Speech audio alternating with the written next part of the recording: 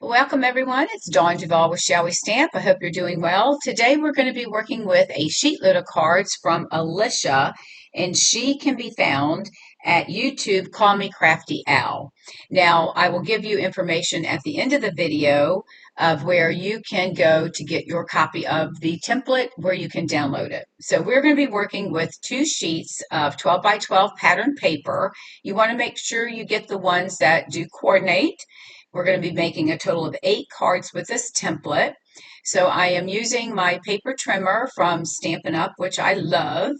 And I'm going to go ahead and line this up based on the instructions that she has provided. And I'm going to go ahead and cut my paper. So I'm now going to make my first cut based on her template. And then I'm going to turn it and then cut the next part that I'll need to be able to create my cards. And this is an easy template, so you'll find that once you get your papers and everything cut, it goes together pretty quickly. And again, you're going to be making 8 cuts. All right, so that's my first cut. Now I'm going to bring my paper back in, and we're going to go ahead and make our second cut. And again, once you go to Call Me Crafty Al, go to Alyssa's page, then you'll watch her video and she'll show you how to download the template. All right, so we're making our next cut, and I'm pushing that off to the side. Now, I will tell you that pay attention to her instructions. I did cut this according to the instructions, but I think I might have made a little bit of a I think I might have done my own little thing, but that's okay. It all works out in the end. So no fret. I got everything done, and I think my cards look fine. All right, so here we are. I've done my second set, and again, this is going to make 8 sets of cards. And you want to make sure you have coordinating paper, and make sure, depending on how the template is, that you cut your paper accordingly for the landscape or portrait mode.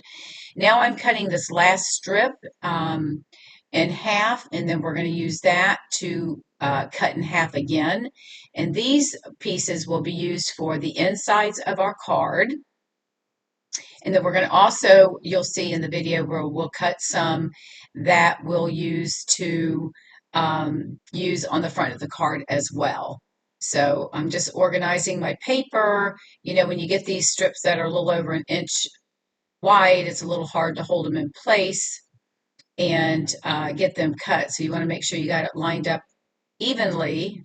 And then I'm going to cut these in half. And I'll do that for the next batch as well. So we'll go ahead and put that there. And we'll do the next one. I do want to line this up. I do need to trim this down, I think, a little bit based on her measurements.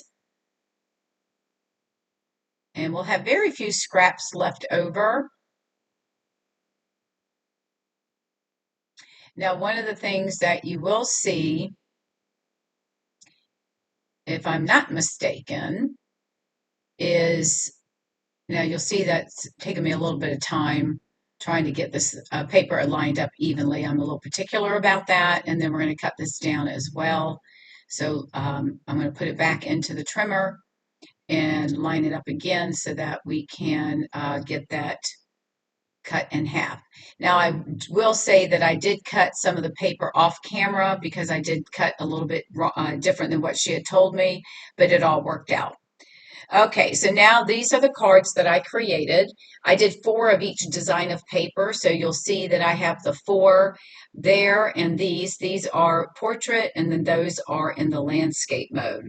And I did that based on how the paper was cut and how my design on the designer paper went.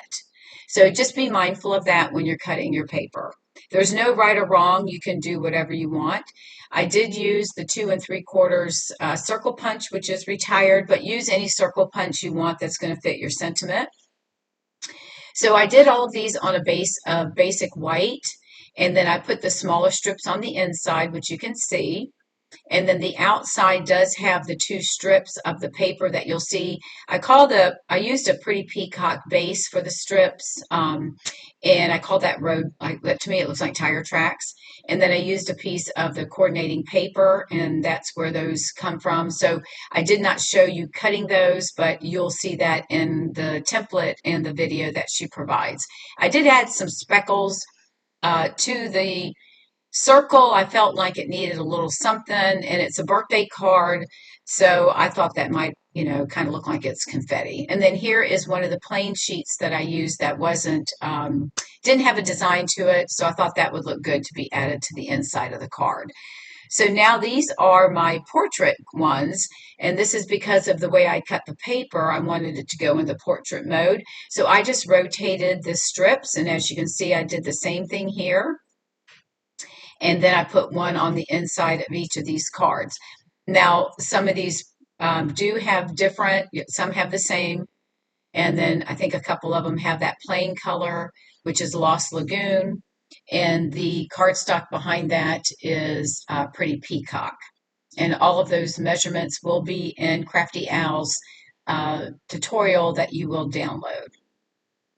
So I think these turned out pretty well. I used some Lost Lagoon uh, ribbon, and then I pulled in my paper pumpkin.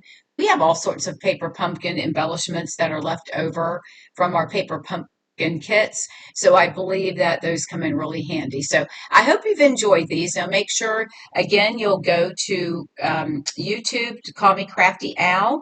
And when you get ready to show your cards, type in hashtag show us your sheet load, and that's all together with no spaces. And that will let Alicia know what your cards look like that you've created, and then also share that with me as well on my Shall We Stamp page. That would be greatly helpful. Thank you again for watching. I greatly appreciate it, and I look forward to seeing your cards.